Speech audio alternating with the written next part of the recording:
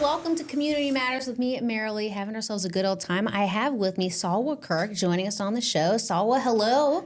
Hi, it's so nice to be here today. Happy to have you. So tell us, you are with First Choice Services. Yes. What is it that you do with First Choice Services? Okay, so I'm a program director for First Choice Services. The program that I oversee is called Help for West Virginia, and that is our state's SUD, Substance Use Disorder Helpline and Mental Health Helpline. And under that umbrella, we have our Children's Crisis Referral Line.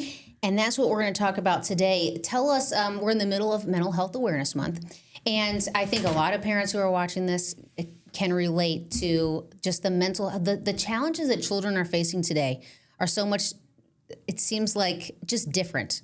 It seems like they're just dealing with a different level of stress and anxiety and mental health when you factor in the social media and the pressures. What is this crisis referral line intended to do?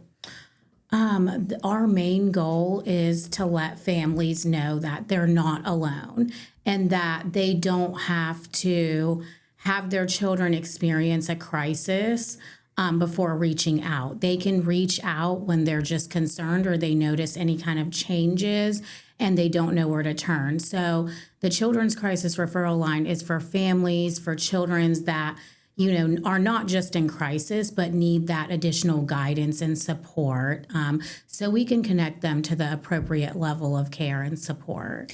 Would you say that, do you think that we're seeing more children struggling with mental health these days? Do you think that more people are searching for help? Yeah, we're seeing more anxiety, depression, emotional dysregulation in children, but a lot of that could be that some of that is because conversations around mental health have improved dramatically, so families feel more comfortable reaching out because that stigma is lowering. But kids today are also facing a lot of pressures that historically we didn't experience in that way. How important is it that parents or caregivers intervene, I should say, how important is it that parents sort of intervene when it comes to mental health? Early intervention is crucial. The sooner that we can connect families to support and resources, the better the long-term outcomes can be. We really want families to know that they don't have to wait until things become severe or unsafe before reaching out. Who are the types of folks that would be reaching out to these lines? It could be families, caregivers, parents, caregivers, schools, law enforcement officers, anyone, a neighbor that's concerned about a child in need. So it could look like all of those groups. So walk me through what it would look like if a child is having an issue, having an episode, struggling, and then a parent reaches out. What would that phone call look like? So when someone calls, they're connected not only to a trained crisis specialist, but to someone that's passionate on the other end that listens non-judgmentally. They assess the situation.